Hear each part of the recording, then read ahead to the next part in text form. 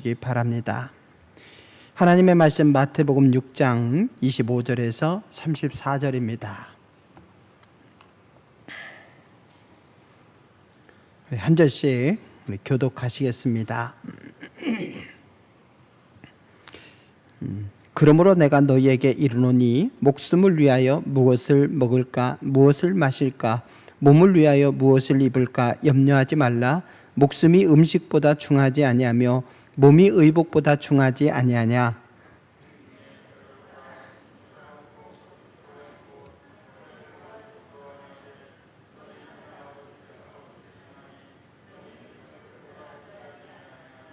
너희 중에 누가 염려함으로 그 키를 한 자라도 더할 수 있겠느냐.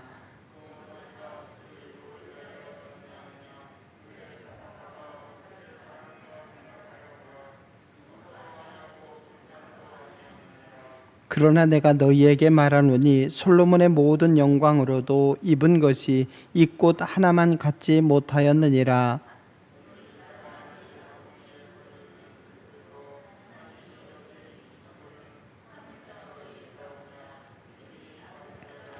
그러므로 염려하여 이르기를 무엇을 먹을까 무엇을 마실까 무엇을 입을까 하지 말라.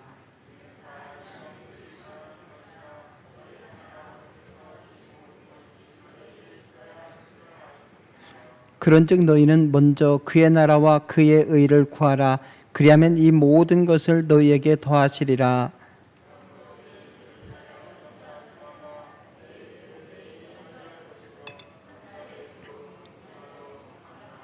아멘. 서로 이렇게 인사하실까요? 할렐루야. 지금이야말로 먼저 그의 나라와 의를 구할 때입니다.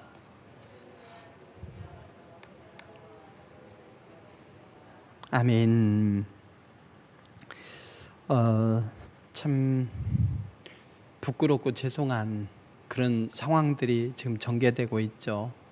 분노가 폭발하다 못해 이제 그 상징물에다가 교회 조형물에다가 계란을 투척하고 목사 나와 막 이렇게 하는 그런 상황까지 간 것 같아서 참 죄송하기 짝이 없습니다.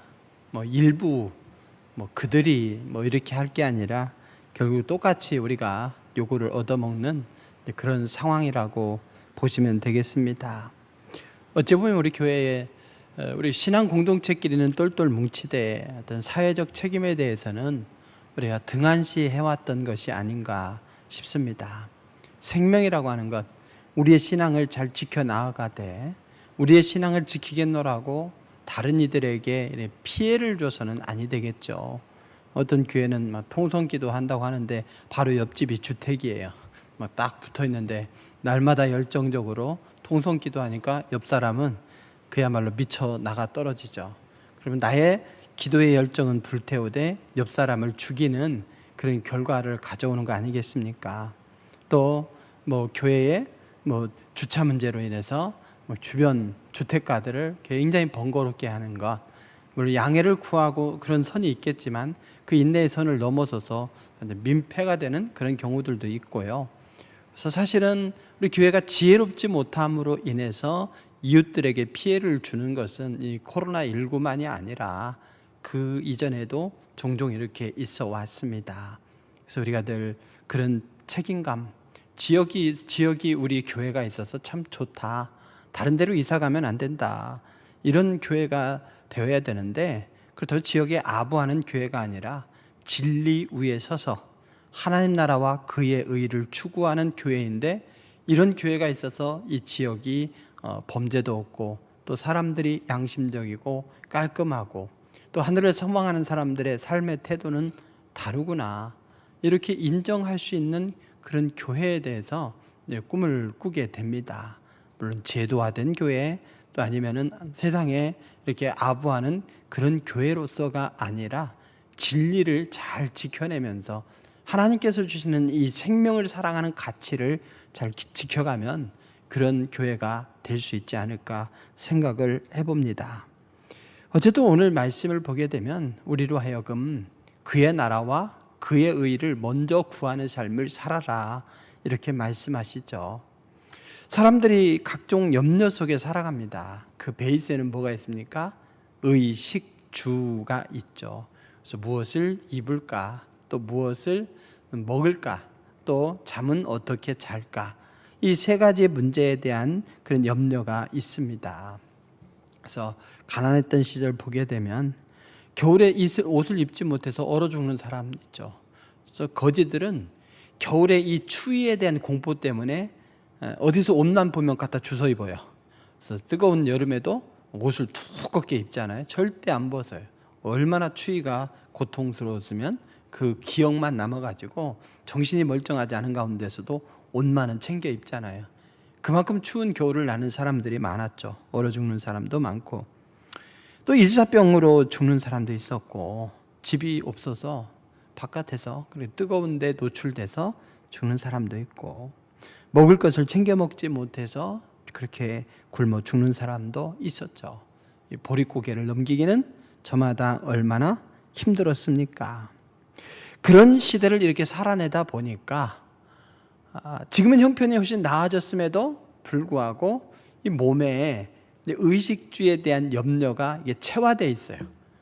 그래서 옷 한 벌 있으면 족한가? 아니죠. 여벌은 갖춰놔야 돼. 두 벌 있으면 그럼 족한가? 아니죠. 또 세탁소에서 때마침 안 가져와 봐요. 그럼 또 이게 갈아입을 게 없잖아요. 세 벌이면 괜찮을까? 아니죠. 해가 지나서 이게 또 촌스럽고 입을 게 없어요. 그래서 농에 꽉 차 있어도 입을 게 없는 그런 딜레마가 있는 거예요. 그래서 차원이 다를 뿐이지 무엇을 입을까? 먹는 것도 마찬가지로 참 고민이에요.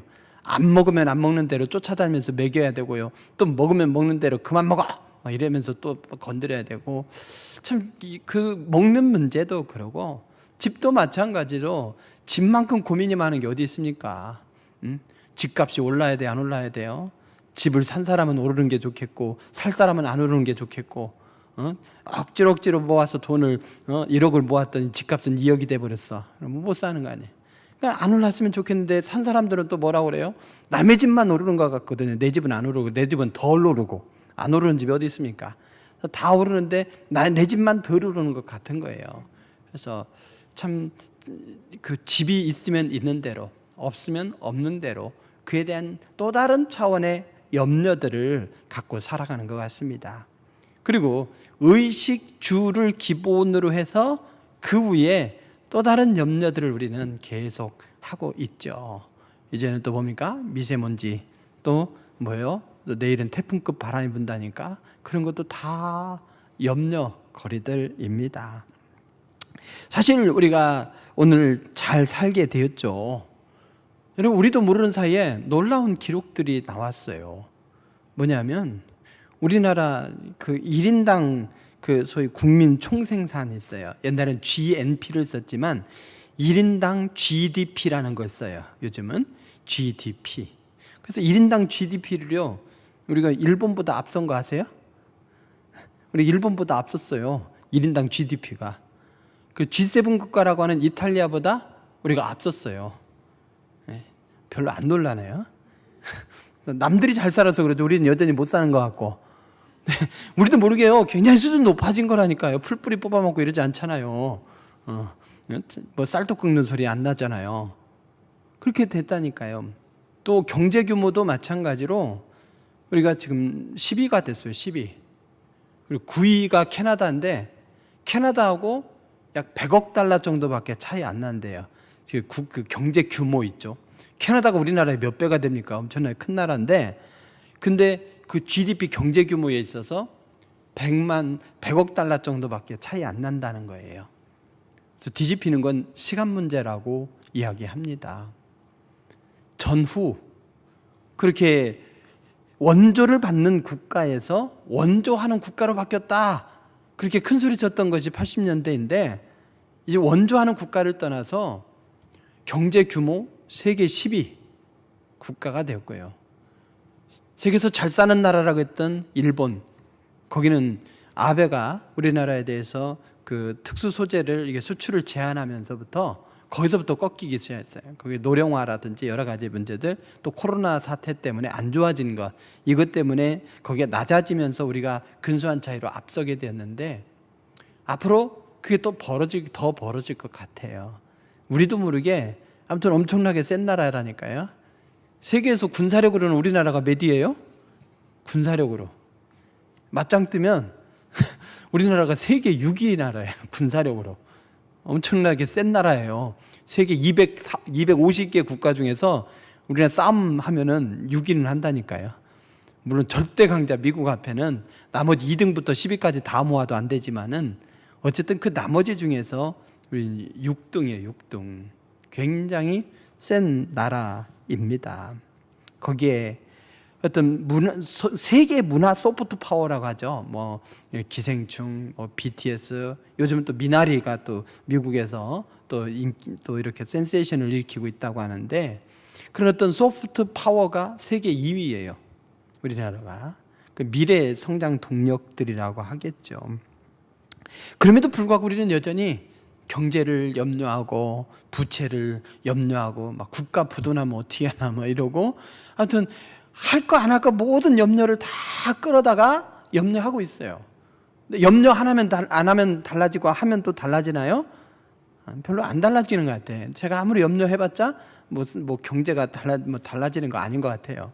그냥 혼자 사서 안 해도 될 걸 신문 한 쪽 보고 염려하고 뭐 이렇게 되는 거죠. 오히려 제가 신경 안 써도 보니까 손흥민 선수도 열심히 잘 뛰고요. 저는 그냥 즐기기만 하고, 또 뭐 이번에 골프도 또 우승하대요. PGA에서. 그렇게 저마다 알아서 잘들 살면서 또 영향력을 참 잘 발휘해가는 걸 보면서 내가 신경 안 써도 잘 살고 있구나, 그런 생각을 합니다. 제가 그런 어떤 문화적 충격을 언제 받았냐 하면 생애 처음으로 부산 내려갔을 때였어요. 기차를 타고 생애 처음 부산이라는 곳을 가봤어요. 그랬더니 부산 어떻게 사는지 제가 신경도 안 썼잖아요. 쓸 일도 없었고. 근데 제가 신경 안 썼는데도 부산에 있는 사람들이 북적거리며 너무 잘 살고 있는 거예요. 그래서 저는 신기했어요. 내가 신경 안 써도 잘 살고 있구나. 그런 생각을 하면서 이쪽 저쪽 너무 신경 쓸 필요는 없겠고, 어떻게 하면 교회를 잘 세워가면서 우리 성도들이 하늘을 소망하면서 살게 할 것인가, 그것만 신경 쓰자, 그랬습니다. 여러분, 염려라고 하는 것은 사실은 무익한 것이죠. 왜냐? 염려는 성경 말씀을 보면 너희 중에 누가 염려함으로 그 키를 한 자나 더할 수 있느냐? 그 키라고 하는 것은 이 생명을 의미해요. 그 키라고 하는 것은 그냥 단순히 키가 아니라, 키 한 자 더하면 엄청나게 큰 거잖아요. 한 자가 30cm인데 키를 한 자라도 더할 수 있냐? 그 비유가 안 맞아요. 원어적으로 보면 생명을 너희가 한 뼘 길이라도 연장시킬 수 있겠느냐, 염려를 통해서. 그거예요. 염려하면 생명이 오히려 줄어들지 늘어나진 않아요. 우리는 생명을 어떻게 할 수가 없습니다. 또 염려해봤자 어때요? 내 머리로도 말라. 이는 내가 한 터럭도 휘고 검게 할 수 없음이라. 염려를 통해서는 머리를 희게도 할 수 없고 검게도 할 수 없대요. 근데 희게는 하는 것 같아요. 염려할수록 머리가 쉬어버려. 그래서 희게는 염려할수록 더 희니까 이게 말씀이 이게 반은 맞고 반은 안 맞는 것 같아요. 염려하면 검게는 안 될 것 같아요. 근데 염려하다 보면은 막 한숨 푹푹 쉬면서 흰머리가 늘어나지 않아요? 그래서 희게 할 수 없다, 이것은 좀 한마디는 좀 생각해 봐야 되겠지만은, 어쨌든 우리는 염려를 통해서 생산적이진 않다는 거죠. 또 인간은 어떻습니까? 자신의 생사화복을 주관할 수 없어요. 다 누가 주관하십니까? 하나님이시죠. 여호와는 죽이기도 하고 살리기도 하시며 스올에 내리기도 하시고 거기서 올리기도 하시는도다. 여호와는 가난하게도 하시고 부하게도 하시고 낮추기도 하시고 높이기도 하신다. 가난한 자를 진토에서 일으키시고 빈궁한 자를 거름더미에서 올리사 귀족들과 함께 앉게 하시면서 영광의 자리를 차지하게 하시는도다. 우리의 전권이 다 하나님께 달려있다, 이런 말씀이죠. 우리가 염려한들 별 소용없어요. 오히려 염려하는 대신에 하나라도 대책을 좀 세우고 하나라도 움직이는 게 제일 나아요. 그래서 저는 늘 그러죠. 무슨 회의할 때에 이것은 안 됩니다. 그러지 말고 이렇게 하면 어떨까요? 라고 하는 대안을, 그래서 그게 더 나은 대안들을, 아니면 그것에 대해서 보완책을 내놔라. 염려하면 그럼 어쩌라고? 안 된다고 하면 어쩌라고. 그런 대안을 내놓는 것이 낫다. 그런 거죠. 염려하는 시간에 차라리 하나라도 계획하는 게 낫고, 염려하는 시간에 차라리 풀이라도 하나 뽑는 게 더 낫습니다. 그래서 염려는 백해무익한 거죠. 그래서 예수님께서는 이래저래 많은 이유들을 가지고 염려하는 사람들에 대해서 이런 비유를 오늘 말씀하시죠. 두 가지 비유를 말씀하십니다. 하나가 뭡니까? 새죠. 공중의 새를 보라. 그리고 다른 하나가 뭡니까? 들의 이 백합화를 또 생각해보라. 이렇게 말씀하고 있습니다. 공중에 나는 새들이 농사 짓는 게 아니죠. 창고에 모아들이지도 않죠. 다람쥐야말로 그냥 보는 족족 어떻게 합니까? 막 상술이 발견했다, 도토리 발견했다, 밤 발견했다. 그럼 바로 물어다가요, 땅 막 파가지고 거기다 넣어놔. 막 여기다 넣어놔요. 근데 넣어놓는데 그 기억할까요? 기억 못해요. 그래 넣어놓긴 하는데 잊어버려. 그래도 어쨌든지 또 막 파다가 나오면 또 먹는 거죠. 발견 못하면 어떻게 돼요? 싹 나는 거죠. 그래서 다람쥐가 그 독토리 또 상수리 또 밤 이런 것들을 또 싹이 날 수 있도록 도움을 주는 거예요. 지들이 많이 먹기도 하지만 도움을 주는 거죠. 부엉이 집이라고 하잖아요. 부엉이야말로 별의별 걸 다 갖다 물어다 지 집에다 갖다 놔요. 뭐 환경 쓰레기까지도 다 갖다 놔요. 하여튼 부엉이 집 가면 없는 게 없대요. 없는 게 없대요. 그렇지만 다른 새들은 어떻습니까? 집에 가보면 먹을 거 있습니까? 새 집에 가면 먹을 거 있죠? 뭐예요? 새 알. 사람이 먹든지 뱀이 먹든지 새 알은 있을지언정 뭘 먹어보자 하고 모아놓는 건 없단 말이죠. 새끼들에게 물어다서 직접 먹이는 건 있지만 그럼에도 불구하고 다 살고 있지 않느냐 이거죠. 1월 달이면 어김없이 일어나는 현상이 있어요. 우리 교회에. 어떤 현상이냐면 제 차에 똥이 가득해져요. 1월 달이 되면. 왜 그러냐면 이 새들이 이리저리 먹다가 겨울이면 먹을 게 없잖아요. 그럼 최후에 먹는 게 뭐냐면 우리 저희 목양실 앞에 있는 그 향나무에 그 열매를 먹어요. 그거 먹으면서 바로바로 싸는 거예요. 그냥 소화도 안 되고 뭐 거칠고 먹으면 맛도 없는 거지만 속을 채우느라고 먹는데 먹는 즉시 싸니까 차에 그냥 그득해져요. 아유, 먹을 거 없으니까 저거라도 먹는구나 하면서 그냥 그래라 먹어라 그러지만은 어쨌든 그렇게라도 농사도 짓지 않고 먹이를 저장해 두지 않는데도 새들이 여지없이 겨울을 나더라 말이죠. 들의 백합화는 어떻습니까? 길쌈도 아니하지만 솔로몬의 그 어떤 영화보다도 더 아름답다. 그렇다고 해서 그 백합화가 오래 가느냐? 그 꽃이 오래 갑니까? 그것도 아니에요. 어떤 꽃은 뭐 2주 3주 가지만 백합화의 수명은 그야말로 짧습니다. 그리고 조금 있으면 말라서 아궁이에 던져질 들풀과 같은 거죠. 들의 백합화, 그냥 들풀과 같은 것이지만 하나님께서는 가장 아름답게, 그리고 그 향기가 천리를 가도록 그렇게 만드시고 책임지신다고 하는 겁니다. 그러니 너희는 염려하지 말라 이거예요. 공중에 나는 새를 보고 또 들의 백합화가 어떻게 생겨나서 어떻게 또 없어지는지, 또 그것을 하나님께서 어떻게 돌봐 주는지를 생각해보라 이거죠. 생각을 좀 하고 살아라. 이렇게 하나님께서 책임지신다면 너희가 쓸데없는 염려하지 말고, 그럼 뭘 할 건가 라고 했을 때에 인생의 우선순위를 분명히 정해서 먼저 해야 될 것을 해라 이거예요. 해라.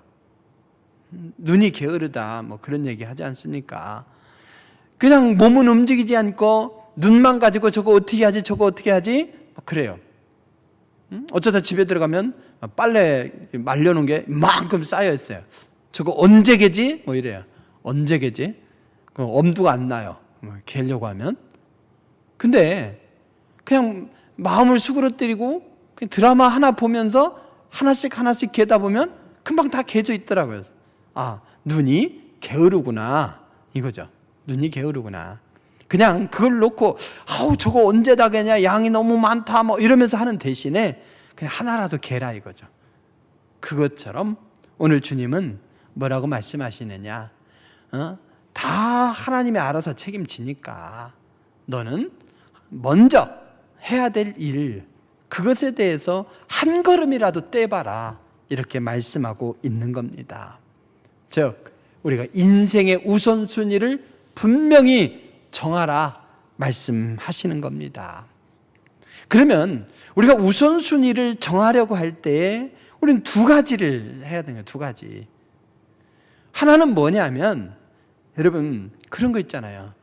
워런 버핏이 누구랑 이렇게 식사를 해주면서 얼마 내요? 얼마 내야 돼요? 뭐 1억 내라 이래요. 밥 한 끼를 같이 먹어주는 대신에 너는 1억 내라 이래요. 그래서 거기서 어떤 주식 투자 노하우라든지 이런 걸 레슨을 해주는 거죠. 원포인트 레슨. 대신에 1억 내라. 근데 그것을 내가 갖지 않고 기부할게. 뭐 이렇게 하는 거죠. 저랑 식사하실 분들은 한 500만 원씩 내셔요. 그럼 제가 어디다 기부하든지 할게. 그러면 또 속으로 그러죠. 에이씨, 안 먹고 말지. 이럴지 모르겠지만. 아무튼 여러분, 내가 워런 버핏이 그거죠. 나랑 밥 먹은 거, 그것이 1억이 아깝지 않다. 왜? 내가 하라는 대로 투자의 원리들을 배우고 인생 원리를 배우면 그보다 훨씬 더 가치 있다, 이런 얘기죠. 여러분, 저만이 아니라 우리는 인간이라는 그 자체로, 특별히 그리스도인이란 그 자체로 얼마나 가치 있는 존재인지를 알아야 돼요. 그래야 세월을 낭비하지 않고 효율적으로 우선순위를 정해서 쓰는 거죠. 그래서 우리가 우선순위를 정하기에 앞서서 우리가 먼저 정해야 되겠고 알아야 했겠는데 뭐냐면 나 자신의 가치입니다. 여러분 자신이 얼마나 존귀한 존재인지 그걸 알아야 돼요. 그걸로 인해 교만해지란 뜻이 아니에요. 인생이 정말 존귀하니까 그 가치대로 살아라는 거죠. 낭비하지 말고 허튼 데 쓰지 말고 정말 가치 있게 사용하라 이거예요. 움직이는 게 민폐덩어리가 돼서는 아니 되고 세월을 죽이는 자가 돼서는 아니 되고 꼭 유익한 존재로 살아야 됩니다. 오늘 말씀에 보면 우리의 가치가 어느 정도냐? 라고 하면서 비유를 들잖아요. 공중에 나는 새, 그 새와 넌 비교할 수 없는 존재 아니냐? 들의 백합화가 얼마나 아름답게 향기로냐? 그 감탄만 하지 말고 하나님께서는 그 들불 하나까지도 그렇게 신경을 쓰시는데 너야말로 너를 위해서 하나님은 얼마나 신경을 쓰시겠느냐? 여기까지도 나아가야 된다는 걸 말씀하고 있습니다. 여러분, 예수님을 보십시오. 귀신 들린 사람이 있는데 그 귀신 들린 사람의 이 군대 귀신, 레기온이라고 하는 군대 귀신. 레기온은요, 이 군단이라는 뜻이에요. 군단이면 아마 한 5만 되나요? 5만 명쯤 될 거예요. 군단이. 근데 로마 군단은 옛날에는 한 6천 명 규모였어요. 6천 명 규모. 그러니까 이 레기온이라고 하는 귀신이 들어가 있어요. 보통 센 귀신이 아니죠. 근데 예수님께서 어떻게 하셨습니까? 그 귀신을 돼지떼에게 들어가게 하셨잖아요. 그래서 돼지떼 2천 마리가 쫙 가다라 지역에서 골짜기를 따라서 내달렸어. 어디로 달렸습니까? 갈릴리 호수로 내달린 거예요. 여러분 그걸 보면서 여러분 어떤 생각이 드십니까? 어떤 생각이 드셔요?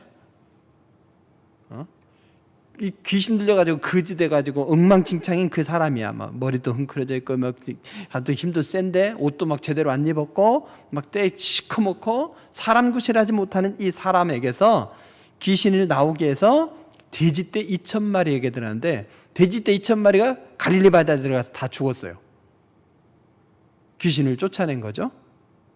여러분 그걸 보면서 어떤 생각을 하십니까? 돼지가 아깝다. 아니면 돼지가 아마 그게 광우병 걸려가지고 구제역 걸려가지고 그냥 미쳐서 들어간 거 아니냐. 아니면 아프리카 돼지열병 때문에 들어간 건가? 아니 동물 학대 아닌가? 아니면 세상에 돼지를 어떻게 합니까? 돼지를 죽일 때 그 죽여서 이렇게 묻을 때 어떻게 합니까? 비닐을 하거든요.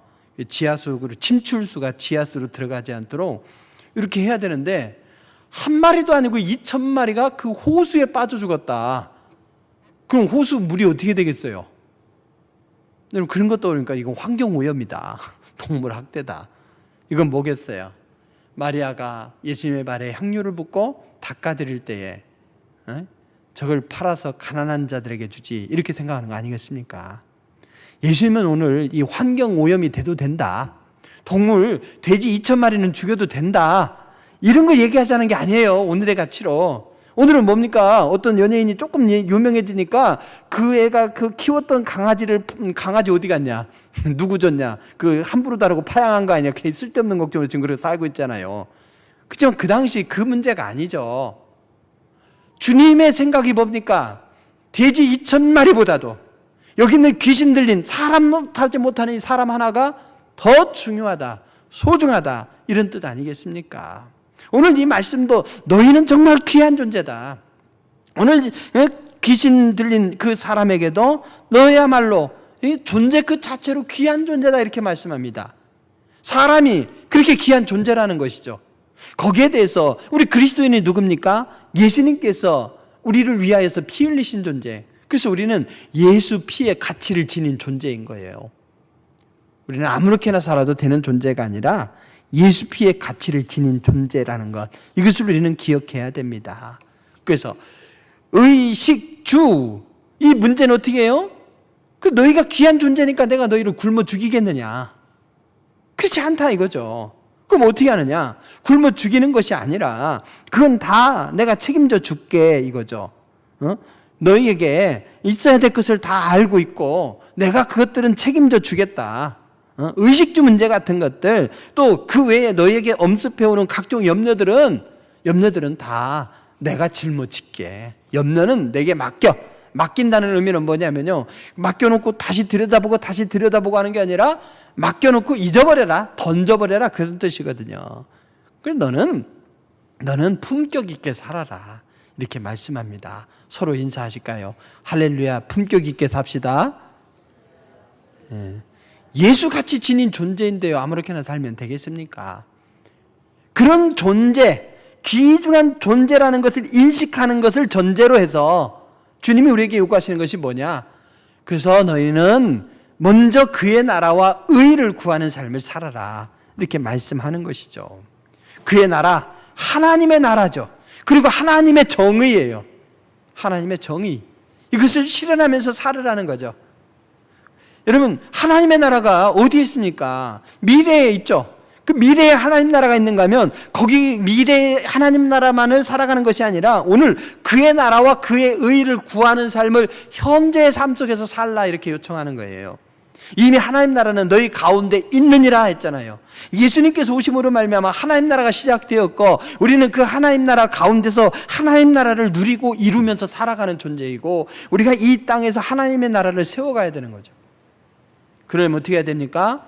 교회 공동체 안에서만 하나님 나라이고 나가면 하나님 나라가 아니다. 이게 로만 카톨릭의 가치관이에요.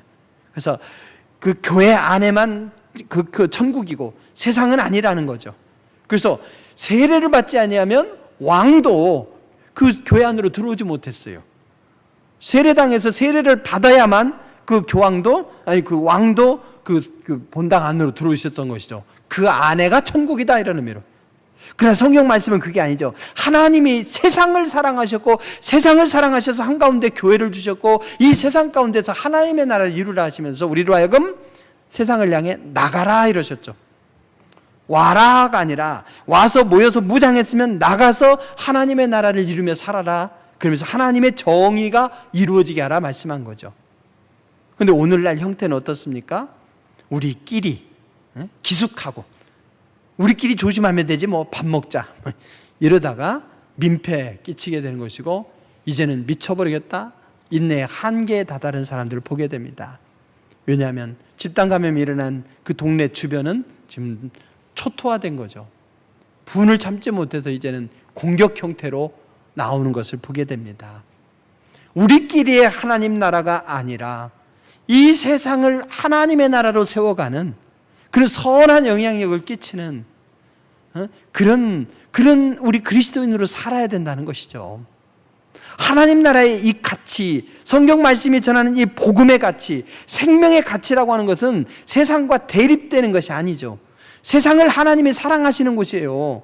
그래서 그 세상을 우리가 하나님의 사랑으로 사랑하면서 그들에게 주님이 주신 선한 영향력을 끼치면서 고통과 신음 속에 있는 영혼들, 어둠 속에 있는 영혼들을 밝은 빛으로 끌어내야 되는 거죠. 그 생명을 존중해 줘야 되고요. 우리끼리가 아니라, 그리스도인끼리가 아니라 세상과의 그런 관계 속에서 우리 선한 영향력을 세워가야 됩니다. 지금이야말로 우리가 세상에 대해서 뭔가 해야 된다라고 하기보다는 그의 나라와 그의 의를 우리의 가치관 속에 심각한 그런 문제의식을 가지고 그것을 지켜나가면서 우리의 삶 속에서 그런 책임감, 부담감을 가지고 살아야 될 줄로 믿습니다. 하나님의 나라, 하나님의 의, 그것은 곧 생명에 있습니다. 우리끼리 예배 드려야 된다, 뭉쳐야 된다, 예배를 드려야죠. 그렇지만 그것이 다른 이들에게 죽음을 가져오는 존재가 되어서는 아니 되죠. 피해가 안 된다면 우리는 얼마든지 모일 수 있는 것이죠. 그렇지만 그로 인해서 주변에게 부담이 될 때에 우리는 안 모여야 된다가 아니라 예배의 본질, 그 가치, 중요성은 살아있되 그 방법에 있어서는 이웃의 생명을 존중하는 태도로서 나아가야 되지 않을까 싶습니다. 사랑하는 성도 여러분, 지금이야말로 세상과 어찌 보면 언어를 나누어야 될 때이고 소통할 때이고, 그러면서 세상 가운데서 정말 이 말씀의 본질을 잘 세워가면서 하나님 사랑, 이웃 사랑을 실현해 나아가야 될 때라 믿습니다. 사랑하는 성도 여러분, 우리는 그리스도인입니다. 우리는 존귀한 존재입니다.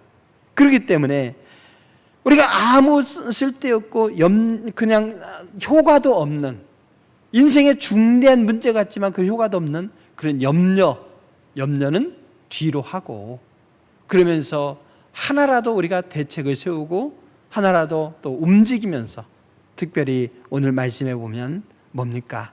먼저 그의 나라와 그의 의를 구하는 그런 품격 있는 삶으로서 선한 영향력을 끼치는 그런 모습으로 살아가야 되겠습니다. 우리는 아니라, 저들과 다르다, 이런들 무슨 쓸모가 있습니까? 정말 우리가 우리의 잘못을 여기고 우리가 세상 가운데서 그들과 똑같은 모습은 아니어도 다른 모습으로 또 피해를 끼친 것은 없는가 하나하나 점검하면서, 내가 하나님께서 인정해 주신 예수 그리스도의 가치를 지닌 귀한 존재라고 한다면 그에 걸맞게 품격 있는 모습으로 세상 사람들에게 귀한 아름다운 섬김의 삶으로, 그러면서 사랑의 삶으로 살아가는 우리의 모습 되기를 바라면서, 그래서 이 하나님이 사랑하신 이 세상을 하나님의 나라로 세워가는 그런 우리의 모습이 되어야 되겠습니다. 성령께서 우리와 함께 하실 줄로 믿습니다. 기도하시겠습니다. 귀하신 아버지 하나님, 우리들이 모이는 것, 세상 사람들을 불러 모으는 것, 그래서 예배 드리는 것, 여기에 우리들이 초점을 맞췄고 세상을 섬기는 것에 대해서는 참으로 우리들이 등한시했음을 보게 됩니다. 아버지 하나님 도우시사 우리 모두가 참으로 우리 자신의 생존만을 우리가 염려하고 고민하는 것이 아니라 세상을 사랑하고 섬기면서 하나님께서 사랑하신 이 세상에 하나님 나라를 세워가는 귀한 모습으로 살아가기를 원합나이다. 우리가 세상을 소중히 여기고 섬기며 생명의 가치를 가져다주고 나누는 그런 삶이 되기를 원하오니 도와주시옵소서. 우리들이 가는 곳 한 곳 한 곳이 우리로 말미암아 위로가 있게 하시고 우리로 말미암아 평화가 있을 수 있도록 도와주시옵소서. 참으로 세상 사람들에게 부담이 되는 이때 우리들이 참으로 부족함을 용서하여 주시옵소서. 우리 주님의 가치와 주님의 사랑, 주님의 능력을 세상 속에 증거할 수 있는 우리의 모습 되기를 원하오니 역사하여 주시옵소서. 오늘도 기도할 때에 하늘 생명으로 함께 하심을 믿사오며 예수님의 이름으로 기도드립니다. 아멘. 우리 함께 기도하실 때에 참으로 우리 교회가 참으로 우리들이 좀 세상에 대해서 책임을 게을리했던 모습을 용서해 주시고 우리들이 선한 영향력으로 아름다운 모습으로 세상 가운데서 하나님의 나라를 세워가는 그런 복된 모습으로 또 이웃들의 생명을 소중히 여기는 아름다운 모습으로 살기를 바라면서 우리들이 아름다운 향기로운 존귀한 삶을 위해서 함께 우리 주여 삼창으로 기도하시겠습니다. 주여!